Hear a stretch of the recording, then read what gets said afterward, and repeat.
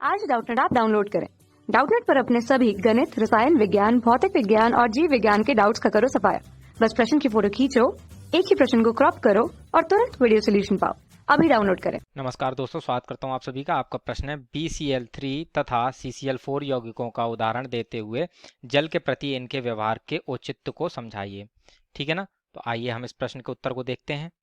ठीक, तो जैसा कि हमें पहला दिया है BCl3। ठीक है, तो BCl3 का जो केंद्रीय परमाणु है वह हमारा बोरान है। ठीक है, और BCl3 में जो बोरान है इसका जो संयोजी कोश है उसमें 6 इलेक्ट्रॉन है। ठीक है, अतः इसमें इसका अष्टक पूर्ण नहीं है। तो इस प्रकार से जब हम इसकी H2O के साथ अभिक्रिया कराते हैं, ठीक है, तो ये इसके H2O के अर्थात जल के ऑक्सीजन परमाणु से एक इलेक्ट्रॉन युग्म को ग्रहण कर लेता है और बोरिक अम्ल को बनाता है। ठीक है, तो आइए इसको हम लिख लेते हैं तथा इसकी अभिक्रिया को देखते हैं। ठीक है, तो BCl3 के केंद्रीय परमाणु बोरान, केंद्रीय परमाणु बोरान, ठीक है ना, बोरान के संयोजक कोश में 6 इलेक्ट्रॉन, के संयोजक कोश में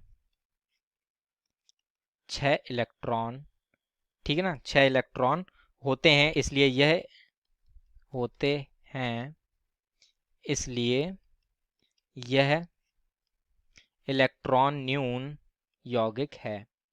ठीक है ना, इलेक्ट्रॉन न्यून यौगिक अर्थात जिसमें अष्टक पूर्ण नहीं होते उन्हें इलेक्ट्रॉन अणु कहते हैं। ठीक है, तो ये हमारा एक इलेक्ट्रॉन न्यून अणु है और H2O द्वारा है और H2O द्वारा, ठीक है ना, H2O द्वारा दिए गए इलेक्ट्रॉन युग्म को ग्रहण करता है।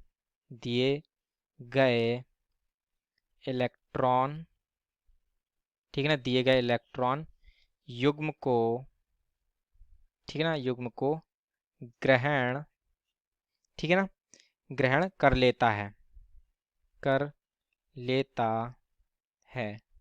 ठीक है, अतः जब BCl3 को जल में घोला जाता है तो ये जल अपघटित हो जाता है। ठीक है ना, अतः जब BCl3 को जल में घोला जाता है, जल में घोला जाता है, ठीक है ना, तो वह जल अपघटित हो जाता है। जल अपघटित, ठीक है ना, तो वह जल अपघटित हो जाता है। ठीक, तो जल अपघटित हो जाता है और इसके फलस्वरूप हमारा बोरिक अम्ल बनाता है। ठीक है, हो जाता है और बोरिक अम्ल, ठीक है, बोरिक अम्ल अर्थात H3BO3 तथा HCl बनाता है। ठीक है ना, तो इसकी जो समीकरण है वह कुछ इस प्रकार से होगी। इसकी समीकरण को हम देख लेते हैं। ठीक है ना, तो ये जो हमारा BCl3 है इसकी अभिक्रिया हमने जल से कराई। ठीक है, तो ये इलेक्ट्रॉन को ग्रहण कर लेता है, इलेक्ट्रॉन युग्म को, तो बनाता है H3BO3 बोरिक अम्ल प्लस HCl। ठीक है, तो यहाँ पर HCl के 3 अणु होंगे यहाँ पर हमारे। ठीक है, तथा यहाँ पर हमारे 3BCl3 आएंगे। ठीक है, तथा अब हम हाइड्रोजन देख लेते हैं। यहाँ पर 3 हाइड्रोजन है, 3 यहाँ पर है तो 6 हो गए।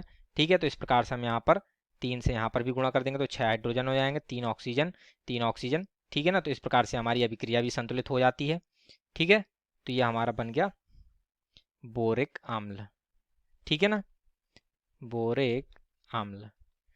ठीक, परंतु जो हम, जैसा कि हमें प्रश्न में दिया है CCl4, तो जो CCl4 होता है यह हमारा, इसके जो केंद्रीय परमाणु है अर्थात कार्बन है उसकी सभी संयोजकताएं पूर्ण है और इसके जो अष्टक हैं उसमें 8 इलेक्ट्रॉन उपस्थित हैं। ठीक है, अर्थात इसका अष्टक पूर्ण है। ठीक है ना, तो अतः अष्टक पूर्ण होने के कारण यह कोई भी अभिक्रिया जल के साथ प्रदर्शित नहीं करता है। ठीक है, तो इसको लिख लेते हैं। CCl4 में कार्बन का अष्टक पूर्ण है, होता है, में कार्बन का अष्टक, ठीक है ना, अष्टक पूर्ण होता है। ठीक है ना, और यह इलेक्ट्रॉन युग्म त्यागने या ग्रहण करने की प्रवृत्ति नहीं रखता है। और यह, ठीक है ना, इलेक्ट्रॉन इलेक्ट्रॉन युग्म, ठीक है ना, युग्म त्यागने अथवा